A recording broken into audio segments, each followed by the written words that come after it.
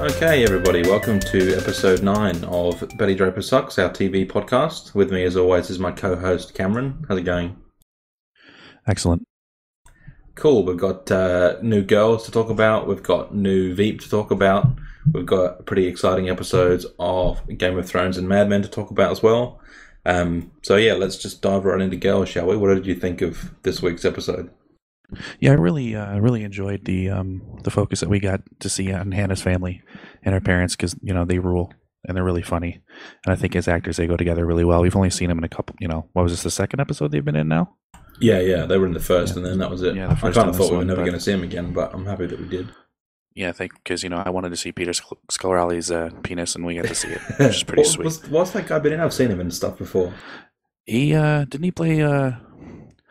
He was on Honey, I Shrunk the Kids, like the TV the series TV show. Yeah, he was written TV show. Yeah, but he looks just like him too. The mum, I've seen her in something as well, but I don't know what. Season 1, episode 6 of Girls, called The Return. She was in that episode. Oh, she was? Oh, okay, cool. Yeah. But yeah, I liked this episode a lot. The focus got away from all the other girls and just focused on Hannah specifically, which is what the show's really about. And you didn't get any frills in it. And I liked seeing her out of her element in a city that wasn't bustling and huge and always busy. And I like seeing her in a smaller town, even though they kind of make us think that it's set in and or around East Lansing, Michigan, which is pretty close to where I live. But it's a college town because there are some visual cues in the episode that would make you think that it's in East Lansing because the drugstore that Hannah goes to with the dude she eventually fucks has like Spartan Pride or something on the register, and but it's not really a small town, but it's a lot smaller than New York. So I like seeing her out of her element in that way. Yeah, it was pretty cool. I hope that we'll see similar sort of things with other characters. Maybe we'll have an episode that focuses just on the lives of if the show keeps going for a long time. It's obviously already been renewed for a second season, and if that second season is longer than this one, or if it gets renewed for a third, we might see a few more episodes like that with other characters, which I'll be looking forward to. To cut in real quick, it's a 10-episode second season. Oh, it is? Okay. Yeah. But still, it could be renewed for a third if it does well, which I hope it does because I'm obviously enjoying it really well. I love the way this episode kind of felt a little bit more like a movie to me than some of the previous ones. It felt a little bit more like sort of a segment from one of those sort of super bad sort of coming of age type movies, which is probably a little bit sort of something to do with Judd Apatow's influence on the show. It did have a very movie-esque thing, and I didn't really realize that when I was watching it. But now that I think of it, it did have that kind of feel to a lot of the scenes. I don't know if it was the way it was shot or whatever, but it did have that, and that's something I do agree with. Yeah, another thing that in this episode that I enjoyed was the increasing parallels between Hannah and Liz Lemon out of 30 Rock, just going into the fridge and just devouring half the stuff that's in the fridge. Yeah, when she was pulling all that food out of the fridge, I was wondering when she was going to stop. And it seemed that she'd eaten so much that, she had either consumed everything that she had brought out and what was in her hand was mere empty containers. But no, after she was done gorging herself, she closed the door and continued on. Yeah, this episode was a great one for little incidental side characters as well. We had that chick that wants to be a dancer that's really just some loser that's can't sing and can't really dance, but just is sexy. So everyone says she should be a dancer because they want to see her up on stage, not worrying very much. Just a little plot recap in this episode. Hannah's going to her parents' house in Michigan to spend the weekend. Just to, for her parents' anniversary, and they have dinner planned with all three of them. And one morning, the morning after she arrives, Hannah's mom wakes her up in a craze, asking her to go get her medicine from the store. So Hannah goes and gets it, and meets the clerk who works at the drugstore, and he recognizes her from high school in her in the column that she wrote for the paper. Subsequently asks her out on a date, something that Zorbo's never done to any girl. And takes her to this the benefit for that woman or the girl that was missing. I forget what the girl's name was in the episode. But yeah, he takes her there, brings her back to his house. They have weird sex, in which Hannah is not used to having normal sex. She tries to stick her finger up Eric's ass. And she's used to having weird sex with Adam and trying to do all these weird things. And being a 12-year-old prostitute. Yeah, those are my favorite parts of the episode, is seeing Hannah have sex with somebody else and how different it is for her to have sex with somebody who's seemingly normal and just wants to do missionary and look you in the eye and kiss you and thrust into you, and that's it. Some East Lansing, Michigan sex. East Lansing, Michigan sex, yep. And a guy who is I didn't really think was that cute. I mean, as a gay person, he's not your type. As a gay person, he's not my type. You like him a little bit more rough and ready, like Adam. A little rough. I didn't buy his facial hair. It's a little patchy. And Hannah needs to lose a little bit of weight around the edges, right there. And get rid of that weird tattoo that she has, which was drawn on with a bic by somebody on the subway. Yeah. Did you know that? Obviously, those tattoos are real, but the actress that plays Jessa was the one that did them. Jemima Kirk and Lena Dunham are friends. Yeah, she did them, and she does like prison style tattoos, like with a needle and some ink from a ballpoint pen. Anyway, in this episode, I really like the final scene between Hannah and Adam when he calls her out of nowhere, and it seems like he's actually starting to give a shit about her, which is weird. And he wants what he can't have because she's not there at the moment. Yeah, he didn't even know she was gone though. Well, that's true, I suppose. Yeah, I just really think that their relationship is written so well, and it feels so real. It doesn't feel like you're watching a television show when you watch those two interact. The tension that they have. I mean, they obviously have this sexual chemistry that works really well for both of them. But as far as like their emotional and just the other ways they get along doesn't really work yet. Yeah. But just the way that they interact is so entertaining, and I really enjoy it. Yeah, they've got a really sort of awkward, unspoken relationship status, which is a lot like real life. Another thing I really liked about this episode is just Hannah's sort of selfishness a little bit when she's woken up by her mum to go get the medicine, and her mum's having this big panic. But she gets woken up and, she has to go get it. But first of all, she goes to the coffee shop and has this nice little catch up with her friend. And then she goes to the pharmacy and flirts with this dude. And then she sits in the car for a little while and puts her iPod on. And she makes all these casual little stops before she actually goes home and gives her mum the prescription that she needs. Yeah, that's fits in really well with Hannah's character. And a couple seconds ago, what you said about the unspoken status. That is there's a lot of relationships that happen where people don't outwardly express where their relationship is. And there are a lot of people who are like boyfriend and girlfriend, but they haven't exactly expressed it. They're not Facebook official. Yeah, they're not Facebook official. I got a story about that we won't talk about on the show. But that type of relationship, there's just kind of this push and pull that they have, and it's not exactly playing by the rules, which I find really entertaining to watch. Just as an aside, by the way, one of the producers on Girls, Bruce Eric Kaplan, was one of the creators of 6 Feet Under, just by the way. Isn't 6 Feet Under that really stupid show that you like? Yeah. It's not stupid, fuck you.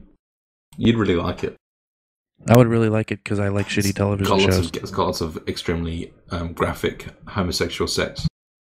Oh, yeah, as a gay person, I would probably like that. Yeah, I really liked Hannah's scene in her bedroom when she was dressing up and she was giving herself her little pep talk. Oh, yeah, that's very Liz Lemon as well. You're from New York. You're inherently interesting. The bad stuff you say is better than most of the good stuff that other people say. What did you think about that scene, David? Yeah, it was hilarious, and it was, like I said, it was very Liz Lemon. There's another parallel to be drawn between those two characters. I feel like the two characters are have got a real similarity to them. Like Hannah is Liz Lemon 20 years ago, but also kind of in the real world, Lena Dunham is Tina Fey 20 years ago. She's this comedy person. She's this awkward person.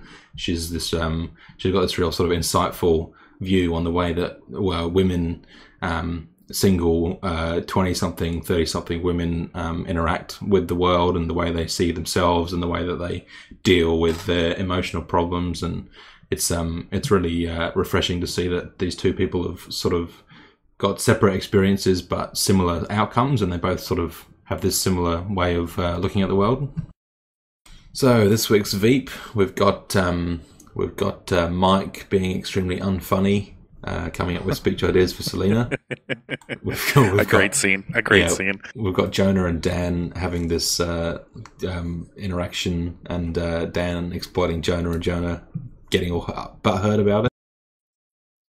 My favorite scenes of the episodes are the Dan and Jonah scenes. Yeah. This episode was one where a lot of stuff went really bad for Selena, and the rest of the season, just like every other episode of Veep. Yeah, exactly. But it got really bad in this one. But the whole clean jobs thing came to a head in the whole thing that she was working on with Amy. The whole clean jobs initiative and all the things that they've tried to get done with that, and all the posturing and all the political underhandedness and behind the back deals. It came to a vote, and the vice president breaks the vote, and because POTUS didn't want her to get clean jobs done, she was forced to vote against it, and kill everything that she had been working for. So things do go really bad for her in this episode. There was a nice moment there where Amy and Dan and Selena are all in the one room, and Selena says, so the one who supports the policy thinks I should vote against it, and the one who opposes the policy thinks I should vote for it. It's so political. Dan's scene where he completely undresses it and completely undresses Selena was another episode highlight, where he basically implied that she is Adolf Hitler because she is going to cost a lot of good people, non-rich people, jobs, just so that she can have her stamp on everything. It actually, this is not going to go in, but it actually reminded me of this one scene from My Little Pony, where this is going in. The scene where Dan undresses her, like as if he's playing devil's advocate, and he's got to say all this stuff that he wouldn't normally say so she can come up with a response, reminds me of this one scene from season 1 of My Little Pony, where Rarity makes this dress for Fluttershy, and Fluttershy pretends that she really likes it, but Rarity forces her real opinion out of her, and she goes into this big diatribe about how it's not what she wanted. I just thought that was a nice little parallel. Obviously, they're fans of the Hasbro franchise, My Little Pony. You mad, Hasbro? Did you hear that? Yeah, I did. I just didn't laugh. Is this thing on? It's kind of sad, I think, that Jonah and Dan's friendship ended so soon, because it would have been fun to see them hang out some more, I think, in a future episode, because the scenes between the two of them in this one were so funny. Get some fucking nuts! And the Extreme Metal Show. These guys are not on iTunes because they don't have a name. Why? Because they're not for fucking sale. Look at all this bread. Look at this fucking amount of bread. It's like two grain silos just fucked here. Yeah, that is some grain fuckery. Granary gangbang. Granary gangbang. That's what he said. Yeah, this was I don't know if it was my favorite episode of Veep. This, obviously so far, but it was the one I laughed at the most, specifically for the Dan and Jonah scenes, and the scene when what's his fucking name, Gary or Jimmy? What's that guy's name? Gary. Yeah, Tony Hale's not character. Gary. No, the other guy, the fucking other guy. Who? The old dude. Mike. Older dude. Mike. Yeah, fucking cunt Mike. Also, I laughed a lot at this scene with Mike and Selena, and he was reading her the jokes that he had written. And all of a sudden, while he's reading them, she turns around the chair and she leaves the room. And a couple seconds later, she comes back and he's still reading her jokes. And she's like, "Mike!" And he screams, and he looks all confused and turns around, and he looks over to make sure she's not in the chair. She's accidentally made a clone of herself. I think that didn't we talk about the sixth day in the last episode? No, that was just us on IRC. Was it? Dude, that movie rules. When you said you should fuck yourself, I didn't mean for you to take it literally. Dude, how baller is the fucking clean cut standard villain guy in that movie? I love that guy. Yeah. I'm a smart villain. I talk slowly. I'm educated. You believe in God? You're foolish. I just watched it the other day because I was waiting for the bus at Moonmang's house, and that shit was on, and I was bored, and it was in HD, so I was watching it. And that one guy who dies like 4 times in a movie. Yeah, I looked him up on Wikipedia. He's been in like 2 other movies. Also, it's got that one dude from the one that's the helicopter pilot. That's his best friend. Fuck, what else is he? Oh yeah, he was. That guy was in The War at Home. I didn't see that Television show. Yeah, it was a good show actually. It's pretty funny because he's hilarious. I love that guy. He was also in a couple episodes of Friends. Yeah, that's right. Yeah, Phoebe's boyfriend. He's been in a lot of things, but yeah, he's really funny. He also did voice for the first Saints Row. Actually, I think he does a Johnny Gat voice. Oh, okay, all right. Yeah, he's been a bunch of shit. I like that guy. He's funny as hell. Yeah, The War at Home. I think it was on Fox. I think it was like 2 short seasons. Anybody listening, you want a pretty standard traditional sitcom, but it's with a good lead. It's a really funny show. I really enjoyed it. Going back to Veep, I was just going to say how in this episode Gary was underused a little bit. I thought, but not to the show's detriment. But I just love Gary so much, and I hope we get episodes in the future where he's a more prominent role because he's pretty hilarious. How about when Selena and Amy are in her office discussing things, and he walks in, he asks to go home to go to Zumba class. Yeah. She's like, "No, can you get us crab cakes?" And just the look on his face, like, man, just the little depressed look on his face when he realizes, he's nothing besides that job. He's got nothing else to do. That's all he can do. Except his Zumba class. He can't even go. That's what I mean. I got a cock like a cappuccino frother. And not a little one either, one of those big industrial ones. Oh, he was in Deep Blue Sea as well. That's where I knew him from. That guy. The one from the Sixth Day. Yeah. He gets eaten by a shark in Deep Blue Sea, I'm pretty sure. Remember the LL Cool J song? Yeah. Deepest, bluest. My head is like a shark. It's like a shark fin. God. Cheesy 90s rappers. None better than Will Smith, though, with his Wild Wild West song. It's the Wild West. I miss when rappers were in movies and then did a song for it when it came out. Right? That was such a shite movie. That happens with Men in Black 3. The first 2 it did, so it should happen with the third one. I remember seeing the original Men in Black in theaters. It was pretty cool. It's still a pretty good movie, IMO. Yeah, I'm looking forward to the third one, to be honest. It's cheesy, but, Tommy Lee Jones rules. And Will Smith, I'm a pretty big Will Smith fan because, Fresh Prince of Bel-Air was an awesome show. Yeah. And, Men in Black 3 I will not see it in theaters because I don't go to movies, but I'll probably pirate the Blu-ray, FBI, and I will purchase it at a retail establishment, and I will watch it once and never watch it again. Full recommended retail price. Yep. FSRP. A actor's good when most of their films on Wikipedia are links that are all in red. Who is that? That guy, the one from Sixth Day. What's his name? Isn't it Michael Rappaport? Yeah, Michael Rappaport. To be fair, it's not most of them are in red, but there's quite a few that are in red.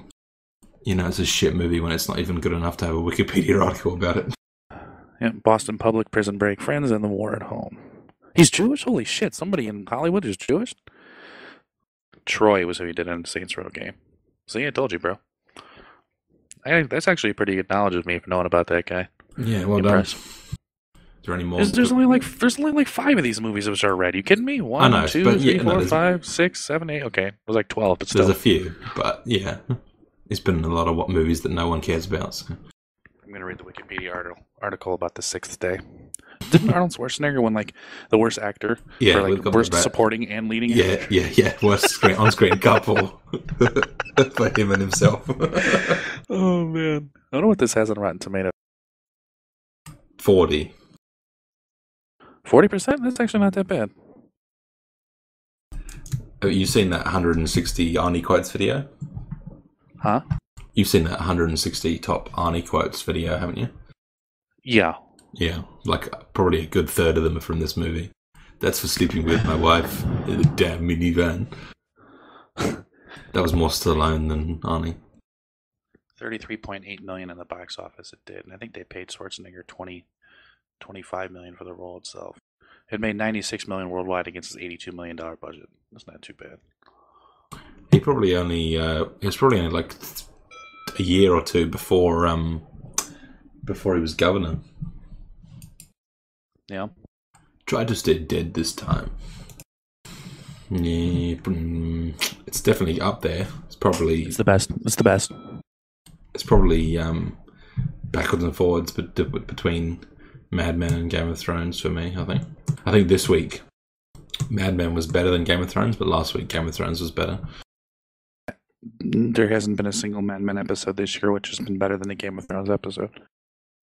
Bro, are you joking, bro? No, I'm not. Game of Thrones is fucking on a fucking. It's on a straight fucking cruising line like a fucking sniper rifle bullet. What about the Beatles Mad Men episode? Great episode. I just think Game of Thrones is just so fucking just yeah. What am I trying to say? It's just so compelling and so well acted, and just everything is just shit's just always going down. I mean, there's not much to happen this week, obviously, but anyway, yeah. With this episode of Game of Thrones, we got Jaime and Brienne heading back to King's Landing to hopefully make a trade. Kink Landing? King's Landing. Kink. I clearly said King's Landing, which I don't know how that's going to work out if the Lannisters are going to play ball. Probably not, and it's pretty bad timing with the Stannis' fleet bearing down on them. Yeah, this episode is a precursor to the last two, which are supposed to be very, very epic. And Brienne is stealing Jaime away from Robb, basically, to take him to King's Landing to try to get Sansa and Arya back, because they think that Arya actually is there. And Robb finds out and is pretty pissed off, and he actually has to arrest his mother. And he gets laid, has sex with Charlie Chaplin's granddaughter. You don't actually see full frontal tits with her, unfortunately, but you do see some pretty side boob. Yeah. Side boob, and it's pretty sweet. And a lot of the people who don't like the whole romance angle with those two is because it's not in the books. So always the book fags are always mad when anything happens that doesn't happen in the books. Yeah. I already like the subplot.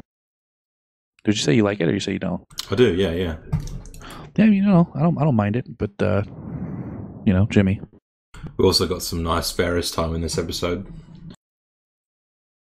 One of my favorite parts of the episode actually was Bronn and Tyrion talking, the little strategic things they were going through, and they see that book, and neither of them can pronounce it.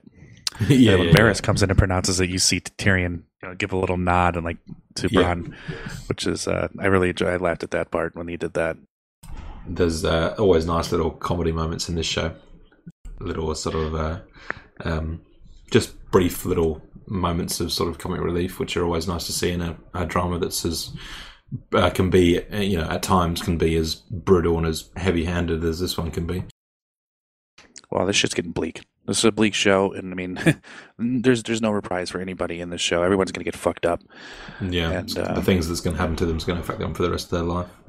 There's nobody who's immune from this shit. A very bleak scene was with Cersei and Tyrion after a feast, and Cersei reveals to Tyrion that they have his whore, and that they figured it out, and they've got him, and she's got him by the nuts, and he's all pissed off and worried, and he's trying to hide it as best as he can, and then they bring her out, she's all beaten up, and it's not his whore, and he plays it off really well, as he would, by pretending that, obviously that she is, and she doesn't do anything.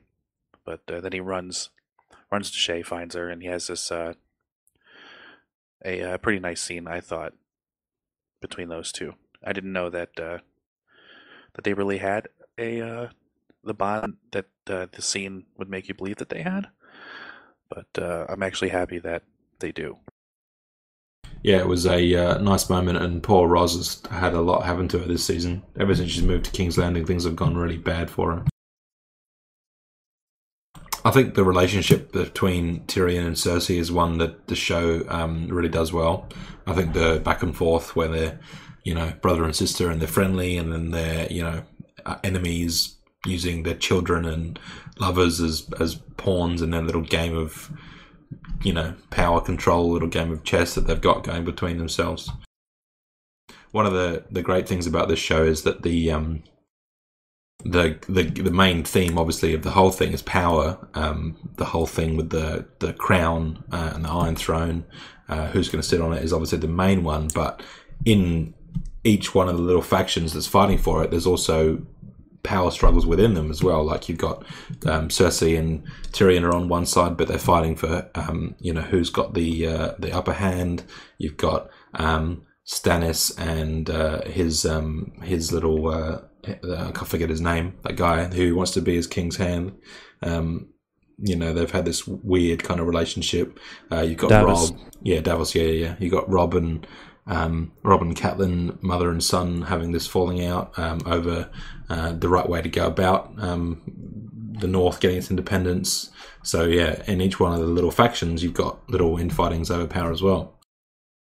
The thing I like about what you mentioned, the Tyrion and Cersei scenes, is that they match wits a lot, which is something that Tyrion probably enjoys to a certain degree, but also holds against his sister, because he's used to being the smartest guy in the room, and he still is. He's smarter than Cersei, but she's not an idiot like a lot of the people he deals with. So a lot of their scenes, they're matching wits a lot of the times, and that is something that I really enjoy out of their scenes.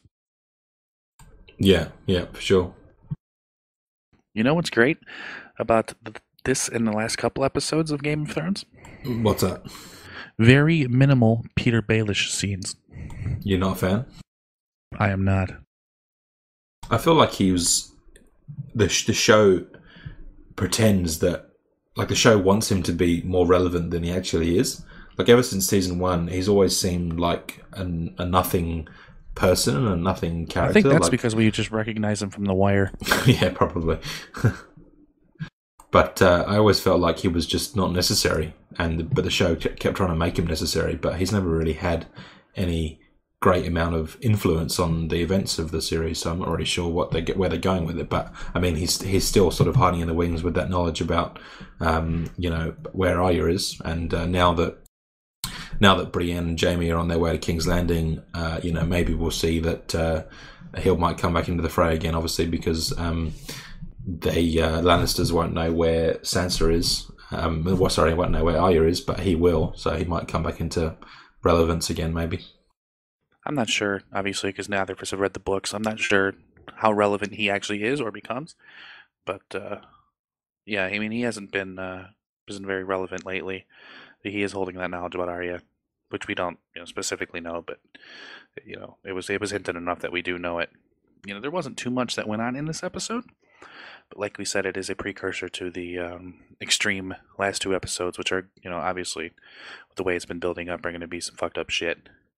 And we've got another throwaway Daenerys scene in which Jorah stares at her lovingly and does whatever she wants because he's in love with her and wants to have sex with her. Yeah, I've got a feeling it's going to be a while before their story becomes really sort of relevant to the events that are happening in the rest of the world. We can't talk about Game of Thrones and not talk about Jon Snow. In this episode, he finally gets. You can try. We can, but we won't. He finally gets to the wildling camp with his cutie little girlfriend, who brings him along and saves his life. And his I forget who the ranger, the leader of the guys, the guys. What's that guy's name? Maester No, not him. The one that was caught along with John. Oh, yeah, I'm not sure. Whatever his name is, yeah, they seem to be hatching a little plan where John kills him and gains their trust, and John, he wants John to get the Wildlings' trust so that he's going to fight on their side, and kind of be a little mole once they get into the once they get in there and start wrecking shit. We also have to talk about Arya desperately trying to kill Tywin, and she really wanted Tywin to be killed. Tried to get Jaqen to kill her or him, but he couldn't do it because it's fucking Tywin Lannister, and he's already gone. Anyway, Arya and Tywin's time seems to have come to an end, as he's discussing battle strategies with her in a room as always, and decides to leave secretly to strike at Robb while he's he's not going to expect it. So she hears that, she gets freaked out. She tries running to find Jaqen, or however you say his name, Jaqen, Jukan, boo boo boo. It's just Jaqen. It's not difficult. Whatever. And I don't know if it is Jaqen or not. The way it's Jaqen. It's Jaqen Car. Okay. Jaqen Car. Jaqen Car. Jaqen Car. That's what you like to do on Friday nights. Okay. Anyway, Arya with her knowledge of Tywin, his battle plan, she goes and finds Jaqen to get him to kill Tywin, and he refuses. She tries to get him to kill himself, which pisses him off, and eventually they come to an agreement in which her and her friends will escape. And Arya and her friends have escaped, and I guess who knows what the hell is going to happen with them, where they're going to go. But they're a good little group, so it's and Arya's a extremely important character, so it's gonna be nice to see her out of a castle and actually out in the world to whatever the fuck she's gonna get to do. Yeah, I hope we see more of the fat friend as well, because he's funny. I always love a fat kid. I always sympathise with a fat kid, and whenever there's a fat kid in a movie or a TV show, I'm always rooting for him. I always want them to succeed and get the girl or escape or whatever. It's What do you have a thing for cripples, bastards, and broken things? No, just fat kids. Cripples, bastards, and broken things is a season. I know it is. Title. You didn't know that. I did know that. You didn't know the first one where Hodor speaks, I'm pretty sure. Hodor. Yeah. Hodor's one of my favourite characters, by the way. He's got a really big penis. You always bring that up every time I mention Hodor. You're obsessed. Hodor. I am. I wish my dick was that big. Do you wish you were that big as well? I guess. He's like 6'10" or something, I think. We should probably discuss the Yara coming to Winterfell finally, and kind of disappointing Theon because she's trying to get him to come home. And he thinks he's this baller-ass warrior who's going to do everything, and he's going to fucking live in Winterfell forever and fuck everybody up, and he's this badass, and he's really not. She just destroys him. Tells him to come home because she knows he's going to die once Robb gets there, because he's only got, 20 men? And she didn't bring a bunch, and they're leaving, and the only reason she came was to get him. So things are falling apart for Theon in the worst way when they were already in pieces as it was. Yeah, I think Bran and Rickon's situation is probably going to stay hidden for a while. So Robb and Catelyn are going to find out that Bran and Rickon are dead in little quote marks. And that's going to be a I don't know what's going to happen with that, but that could be a light fuse and get away type situation. Things are going to get bad for Theon. Much worse than they are already. Yeah, he's not going to get to fuck. He's not going to get to fuck Osha again, unfortunately. Which is a shame because she's pretty hot. I don't think she's hot at all, but she's got a decent body. Nymphadora Tonks out of Harry Potter. Why are all the gods such vicious cunts? Where are the gods of tits and wine? Something Tyrion said. I know, yeah. Okay, so we also got this week's Mad Men episode, wherein an old character makes a surprise return. Paul comes back. He's now a member of the Hare Krishna sect of whatever it is, Hinduism, Buddhism, whatever. And he's written this script, and it's shit. A Star Trek script for an episode called The Negron Complex, in where in which a group of white people are slaves, and it's very sort of basic flip something on the head thing. But it's also the sort of thing that Star Trek actually did at the time, which was I thought was pretty cool, the way they sort of tapped into that vibe that Star Trek had, but it was a much more derivative kind of idea. But there was actually an episode of Star Trek where there were these there was this planet, you're probably familiar with it, it's quite well known. There was this planet where there's these two races of people. One of them are black on the left side and white on the right side, and the other one are white on the left side and black on the right side, and they hate each other. And it's sort of making fun of racism. But it's kind of, these days we would consider it to be kind of sappy and, obvious, but at the time Lefty. It was quite powerful. Righty. Yeah, that was basically it. One of the most important scenes in the episode, as in regards to the relationship between Don and Megan, was when they went to see the protest play, America Hurrah, and it was a way for the theater to try to get the U.S. to kind of look in the face of the shallowness and the Vietnam War and just the whole the shittiness of what we were doing while the atrocities were going on, and seeing Don there in a place like that, he was uncomfortable as it is, being who he is, but the fact that they were directly attacking what he does and what he loves to do really so much was I thought was a cool scene.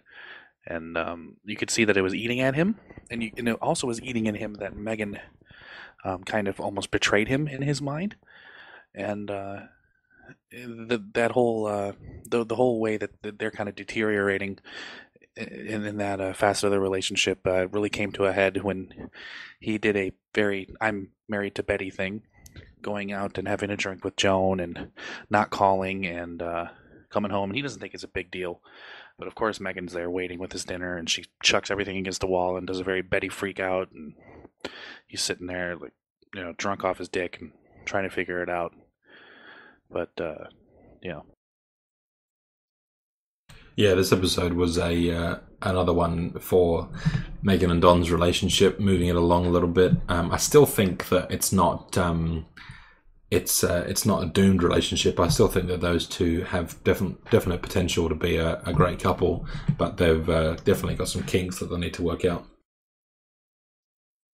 Well, it being doomed, isn't really the point. But the point is that they're finally starting to show, that they do have a lot of problems. Yeah, that they do have a lot of problems, and anyone who gets married, especially with Don and Megan, who are two very different people, those problems are going to come out. And as Bert Cooper told him to get off his honeymoon a couple episodes ago, you can see that kind of got to him a little bit, especially with that scene towards the end of the episode when Pete told everybody they were going to sign Jaguar, and Dan, oh my god, and Don kind of gave him this inspirational Dan Draper. He gave him this inspirational speech. No, dude, and, before you go on, no joke. What? I got a friend of a friend whose name is Dan Draper. He posts on my friend's Facebook sometimes. He calls himself Danny Draper, but still. I call myself Dan Draper. But yeah, you see Don giving the whole office a pep talk. We're going to work through the weekends. We're going to work through the holidays. We're going to spend every minute here. We're going to land Jaguar, and we're going to be fucking relevant, and we're going to kick everyone else's ass, and we're going to rule again. And you haven't seen that Don in a while. And right after the meeting, he's like, "Peggy, get the fuck in my office, you dumb bitch." And they're going to be in there yelling at each other, and he's going to be calling home and finding out Anna dies, and they're going to cry, and it's going to be Don again. And within the last four, or is it 3 or 4 left? I think it's 3. Last 3 episodes. Yeah. There's not too much time left for the show to have some serious shit go down. It usually does. Late Men seasons usually have some shit go down, so the next episode is probably going to be pretty important. We can expect Lane's thing to get worse and worse, as obviously people at the office are going to find out about his embezzlement. Do we know exactly what he owes the money for? I don't remember ever actually finding it out. Presumably taxes for some reason. I believe that's what it was. The fact that he'd be able to pay it off like that, and some sort of tax debt. I think there's some sort of at the time some sort of legal some sort of tax thing you have to do if you want to leave the country. I can't really remember. This episode was pretty pornographic, actually, where Don and Joan go to the Jaguar dealership, and they see this brand new Mark II and the brand new E-Type, or XKE as it was called in America, and it's on sale for the low price of $5,600, which is just unbelievable. That car that they actually used in that show is probably worth somewhere in the region of $500,000, most likely. I was like looking at the condition that it was in. $5,500, really? That's how cheap it was? Yeah, it was really cheap. And wow. I mean, $5,500 obviously at the time was more than $5,500 now, but it was still in the 60s. It was still really cheap for the sort of sports car that it was. All the Jags and Lambos and all of that at the time were worth probably more like 8 or 9, and it was a really cheap car, which broke a lot of boundaries, and I think as someone who's English, it's got a lot more. It resonates with me a lot more than it does for Americans. It wasn't really all that popular in America. People said stuff like it didn't start, and they weren't really connected to it all that well. But it was a big deal, the E-Type in Britain, and it still is. A lot of people, myself included, still consider it to be one of the finest things that Britain's ever produced in terms of actual products. And to see it in this show was pretty sexually exciting for me, especially when Don's driving it and you hear the engine and you hear it changing gear, and it got my balls all tingly. Got your jimmies in a rustle. Yeah, my testicular jimmies were rustled. $5,600 in 1966 is the equivalent of $64,368 in 2011 USD. Yeah. You'd pay way more for a modern XKR, which is the equivalent in the Jag lineup these days. You'd probably pay more like 95, 100, if at the least. It is a gorgeous car, obviously. And speaking of the Don and Joan scene, those were my favorite scenes in the episode, and really gave me season 2 vibe, even a season 1 vibe. And their chemistry is so great. And the way that they do have kind of a sexual chemistry, but it's like reserved, and they're both flirting with each other, but knowing that neither of them is really going to do anything. So there's just kind of this comfort that they've always had for a long time. Yeah, and I really enjoy their scenes. I think that I agree. The Don and Joan scenes were the favorite for this episode. Probably actually my favorite scene from the whole season. I think the way that Don and Joan interact with each other is so good, because they're both very similar people. They both have their own.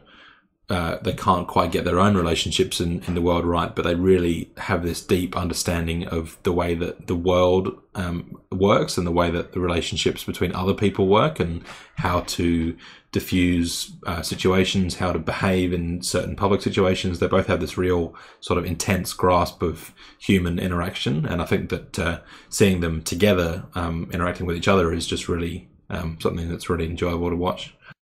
I think that if I think they would be a good couple, honestly.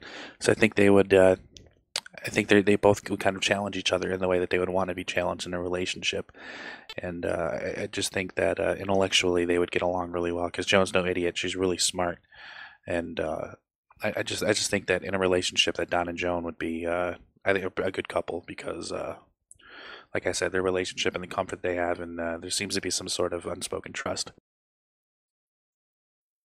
Yeah. The whole Hare Krishna subplot of this episode was kind of. I mean, I enjoyed parts of it. I enjoyed the way that you see this part of the 60s subculture, which we hadn't seen at this point. It was the counterculture of the 60s has kind of been.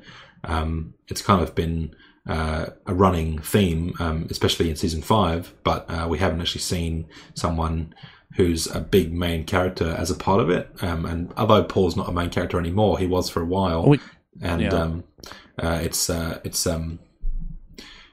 I guess it's interesting to see, but I didn't really care too much about it because, like, Paul's someone we haven't seen since. I don't think we've actually seen him since the end of season 3. Season 3, when Sterling Cooper, Draper, and Price leave and start their own company, and forget about him because he's not all that great at his job and not all that great as a person. And now we're seeing him again, and I kind of didn't really care all that much about it, but it was still cool to see that counterculture thing explored in the show. Well, we did see it earlier on in the show with Don and Midge. And of course, that one scene when he goes to the apartment after he gets the bonus to try to get her to go to Paris with him, and they end up smoking weed, and he kind of gets confronted by the bearded guy, whatever his name was, with the long hair. Yeah. And, how he's the evil guy, he's the bad guy, and that whole scene.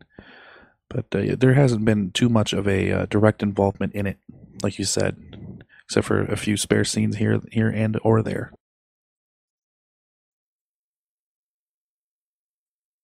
But anyway, Paul's not really into, or not, Paul's not really into the Hare Krishnas thing. He's just doing it for Lakshmi because he's in love with this ugly girl who was a prostitute and homeless and has no idea how to dress. And so she goes to the office and has sex with Harry for some reason to get him to not fuck with Paul for whatever reason. And he's really into it because he wants to get laid, and he doesn't. He's a piece of shit too, just like everybody else, which I saw a lot of people complaining about because they thought that Harry was this upstanding guy and that there needed to be one in the show. And Harry's always been a piece of shit. Yeah, he's always been the kind of sneaky, smarmy guy. And just because he told his wife he cheated on her, he's a good guy? I mean, he still did it. And, he gets laid because he wanted to fuck her because he's, everybody wants to get laid. But the way that she went about it for whatever she was trying to do was weird, and I didn't really enjoy it as part of the episode. The thing with Pete and whatever the fuck that girl's name was, and this thing with Harry and this bitch didn't really work for me, except for Rory Gilmore's pretty hot. Yeah, no, I agree. It didn't work for me either. Go on. No, you go. One thing I wanted to mention, I forgot before we get out of this, was the scene with Don and Joan in the bar that we talked about. They look over at the man who's just sitting there, and they talk about how does that guy know what he wants, and that Joan's like, he doesn't know what he wants, and Don's like, no, he knows what he wants, and it's obvious that they're talking about Don, and neither of them really knows that they are. But, he's trying to push her in his direction because, he can't do anything with her because he's married. And he sends her flowers the next day. And, I just really liked the content of that scene when they were talking. It wasn't completely subtle, which doesn't matter. But it was a cool scene. Yeah. There was another thing we kind of forgot to mention a little bit, which is Joan and Roger's scene together, where Roger says... how many times have I brought you flowers from another man? Which was a nice little moment. Yeah, what did he say? Was it just that? How many times? And then not say anything about it? I think he said. Yeah, that was it. Yeah, but it was cool the way it was done. I think that Roger and Joan's relationship is one that I've always been a fan of, and I've always rooted for them because I think that they work really well together. But, sometimes the timing's not right, and you just got to think, well, maybe in another life. That just about wraps it up for us today, I think. We'll see you next time. Thanks very much for tuning in. Don't forget, we're on both iTunes and YouTube now, youtube.com/BettyDraperSucks, and just search Betty Draper Sucks on iTunes. Drink more Ovaltine. And more scotch. Ovaltine. Thanks. See you guys. Bye-bye.